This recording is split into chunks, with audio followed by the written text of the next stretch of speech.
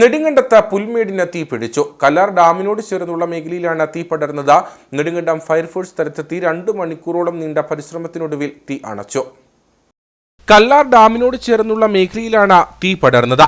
ജനവാസ മേഖലയോട് ചേർന്ന KSEB അധീനതയിലുള്ള മേഖലയാണിവിടം.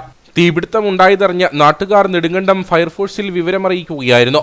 തുടർന്ന് ഉദ്യോഗസ്ഥർ സ്ഥലത്തെത്തി നീണ്ട 2 മണിക്കൂർ നേരത്തെ പരിശ്രമത്തിനൊടുവിൽ തീ അണച്ചു. തീപിടുത്തത്തിൽ പുൽമേട് പൂർണ്ണമായും കത്തിനശിച്ചു.